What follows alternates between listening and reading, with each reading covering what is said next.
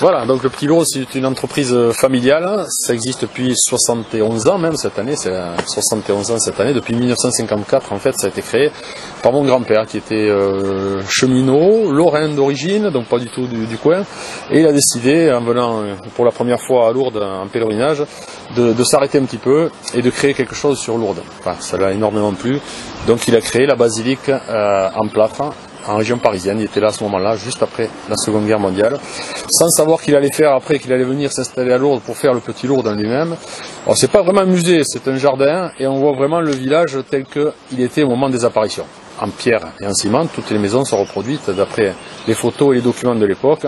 Voilà, il y a 64 maisons au total, dont le château fort, la grotte, vraiment, comme Bernadette a connu, et toutes les maisons où a habité, à un moment ou à un autre, Bernadette, voilà, au moment des apparitions.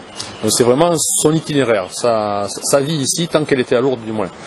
Donc quand mon grand-père a vu ce lieu ici, qui est le Petit Lourdes, enfin qui est devenu le Petit Lourdes, il n'a pas hésité une seconde. Il a quitté Paris, il a quitté tout, son boulot même, parce qu'il n'était pas encore à la retraite.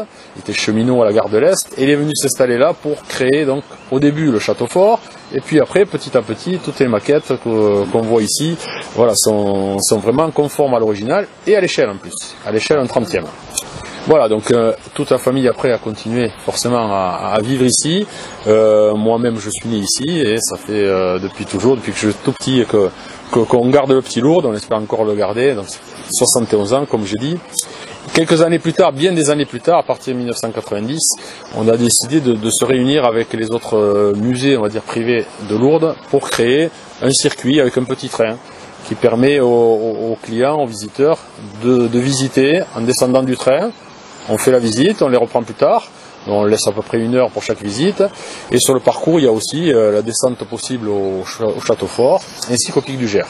Voilà, en fait on réunit les sites touristiques de la ville, et ça permet aux gens de peut-être un petit peu moins marcher, visiter, et on les reprend après la visite. C'est un circuit un peu particulier et un peu novateur, puisque ça n'existait pas à l'époque au niveau de tous les petits trains en France. Voilà, donc ça fait 35 ans que ça a été créé, le petit train, et donc depuis les années Covid, juste après, on a décidé de se réunir aussi et de s'assembler avec le musée de cire, qui lui existe depuis 50 ans. Voilà, donc là, on est la même société, on a 3 activités en une, mais on travaille aussi avec l'office du tourisme, bien sûr, avec le Pic du Gers, qui est plus privé maintenant, et le château fort, qui est municipal. Voilà, toutes ces activités sont réunies sur un seul parcours. Il a mis combien de temps pour faire toutes les maquettes alors que vous avez... Alors il a mis au total 25 ans. Voilà, ce sont 25 ans de travail acharné, mais 2 choses. Il voulait que tout soit fait à l'échelle. Donc comme j'ai dit, le village c'est à l'échelle 1/30e en lui-même, en pierre et en ciment, parce que c'est à l'extérieur, dans un jardin. Et ensuite la basilique, qui est à l'intérieur, qui est à la fin de la visite, est en plâtre, elle, et à l'échelle 1/20e. Voilà, c'est lui qui a tout fait. C'est vraiment lui qui a tout fait, il y tenait absolument. Voilà, vraiment tout est fait de ses mains, il ne voulait aucune aide extérieure. Le terrain sur lequel il a construit le Petit Lourdes, c'était pas du tout ça, c'était une ancienne carrière de pierre. Et il y a quelque chose qui a attiré son attention, c'est un rocher qui lui a fait penser à la grotte. Voilà. Et c'est ça qui lui a fait venir à Lourdes. C'est-à-dire, dès qu'il a vu ça, il s'est dit pourquoi pas le château fort au milieu du terrain, là, pourquoi pas le reste après, avec toutes les maisons où habitait Bernadette. Il y a quand même 9 maisons différentes pour Bernadette ici à Lourdes. Ah bon? Ah d'accord. Voilà, notamment tous les moulins. Il voulait retracer aussi l'histoire des moulins du Lapaca, qui est devenu plus tard le boulevard de la Grotte. Voilà, il voulait vraiment expliquer pourquoi on vient à Lourdes en fait. Voilà, l'important c'est quand même... Il y a beaucoup de moulins ici à Lourdes quoi. Il y avait 8 moulins tout le long du Lapaca, même un 9e un peu plus haut. Voilà, tous ces moulins étaient répertoriés. Alors la seule aide qu'il ait eue, c'est vraiment justement tous les documents pour pouvoir faire tout ça. Mais c'était compliqué, notamment au niveau du moulin, d'avoir tout ça, c'était un peu compliqué. Et après, on va retrouver tous les cours d'eau aussi qui sont à Lourdes, dont le Gave de Pau évidemment, qui passe devant la grotte, mais aussi le petit canal de Savy, qui passait et qui passe toujours devant la grotte, au ras de la grotte. Et le Lapaca évidemment, avec tous ces moulins-là, qui dit eau, donc il fallait vraiment trouver de l'eau.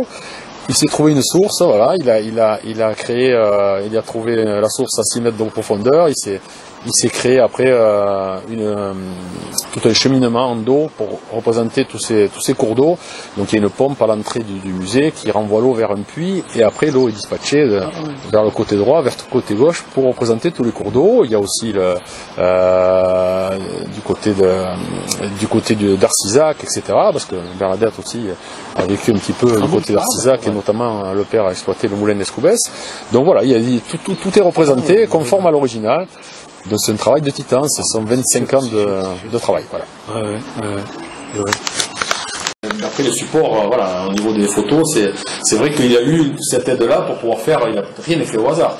Donc là on est vraiment sur la grotte comme Bernadette a connu, ce qu'on voit là, on va le voir après, forcément dans le petit lourd, puisque c'est copie conforme. Alors après on explique pourquoi les basiliques par-dessus... Tout ça c'est lui qui l'a fait? Non, ça a été fait bien plus tard. Ouais, ça a été fait au cours des années. Mon père a énormément travaillé dessus. Malheureusement, je l'ai perdu l'année dernière, c'est la vie. C'est comme ça, mais il a travaillé aussi, il a enchaîné, lui, 35 ans dessus. C'était son genre, hein, pourtant, c'était le père de ma mère, en fait, mon grand-père. Voilà, qu'il a appelé Bernadette, évidemment, ma mère, ça peut pas être autrement. Et voilà, donc après, il était vraiment fixé là-dessus. Donc, on a voulu, puisqu'il était cheminot, et que les gens arrivaient par le train, évidemment à Lourdes à l'époque, c'était le seul moyen de locomotion. Donc on commence la visite par la première gare de Lourdes, qui est aussi vraiment une copie conforme à ce que c'était au départ, et puis après un décor imaginé autour d'une gare pour expliquer comment les gens arrivaient à Lourdes. Et après toute la visite se fait à l'extérieur, voilà, dans un jardin, avec des fleurs évidemment en saison, des bonsaïs. Ça c'était son dernier travail, si vous voulez, pour faire Lourdes en miniature, les maisons en miniature, vous allez voir des personnages aussi en miniature. Il fallait des arbres en miniature, sauf qu'à l'époque le mot bonsaï, un arbre en miniature, il n'avait jamais vu ça, mais il fallait les créer. Donc vous allez voir plus tard un chêne qui a 68 ans en fait, qu'il a planté là par hasard. Il a dit on va le couper régulièrement, il est dans un endroit où il n'y a pas trop de terre, comme ça il ne mange pas beaucoup, il n'est pas très nourri. En le coupant régulièrement, il s'est créé son propre bonsaï. Et après maintenant on en a 140 quand même à l'extérieur dans le Petit Lourdes. Donc le Petit Lourdes c'est essentiellement à l'extérieur, sauf le début de la visite et la fin de la visite, et on est sur un jardin de 1000 m². Ouais, d'accord. Ah ouais, c'est magnifique. Ouf, ouais, c'est impressionnant. Ouais. Je vais vous laisser regarder, je vous mets le train en route, faites-vous le tour, et après une fois... Basilique, il a mis combien de temps pour le faire? Avec la basilique, donc il y a 15 ans de travail. Alors c'est espacé dans le temps, puisque quand il fait ça, lui, il ne sait pas qu'il va faire le reste. Il travaille à la gare de l'Est, à Paris, c'est son plaisir, c'est son hobby, on va dire. Hein. Il passe le temps qu'il faudra, on verra bien. Il ne sait même pas où il va l'exposer, parce qu'il n'a pas la place chez lui, ça c'est sûr. Donc il met 15 ans en fait, parce qu'après il s'est accéléré un petit peu quand il a découvert ce terrain. Et je vous ai dit, le rocher là, qui ressemblait vraiment à la grotte, c'est ça qui lui donne envie de faire le reste. Mais ça, il le fait après le travail. Alors, il y a des moments où il travaillait pas du tout dessus, parce qu'il s'énervait un petit peu, il n'y arrivait pas. De toute façon, si c'était pas bien, il cassait tout et recommençait pour avoir vraiment la copie conforme de la basilique, comme elle était en 1870-72. Donc il n'y a pas encore la basilique du Rosaire, qui est la partie basse.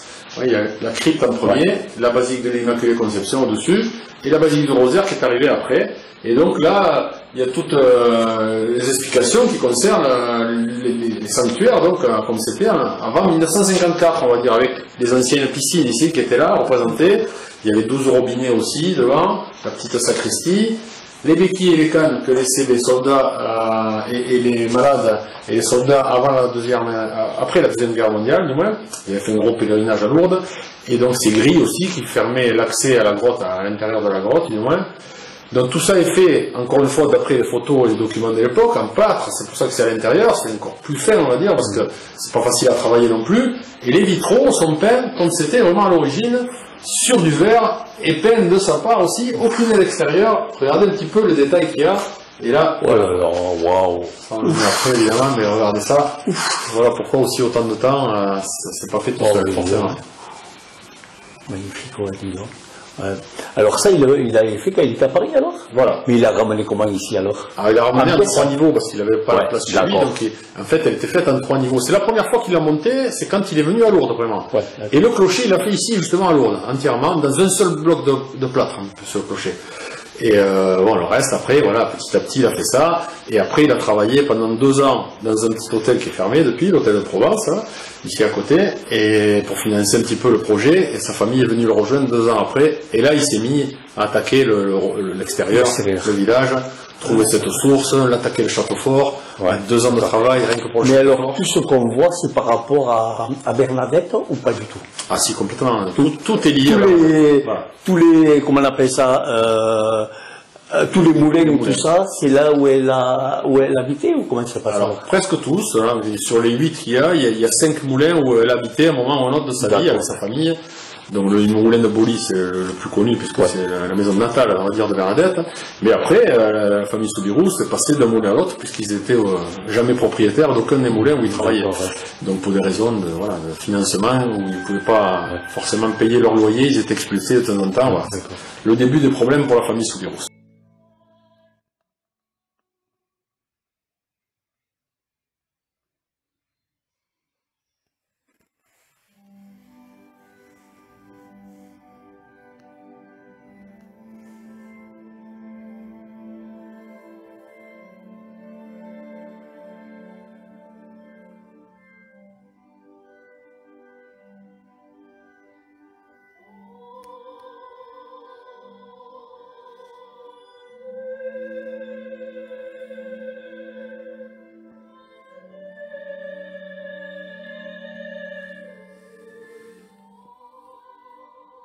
Ladies and gentlemen, the artist chose plaster, a material that is both hard and nevertheless fairly soft, to create the basilica as it was in 1870, on a scale of 1 to 20. The stained glass windows required 25,000 cutouts and are consistent with the originals. You can admire the 6-metre-high bell tower, carved from a single block of plaster.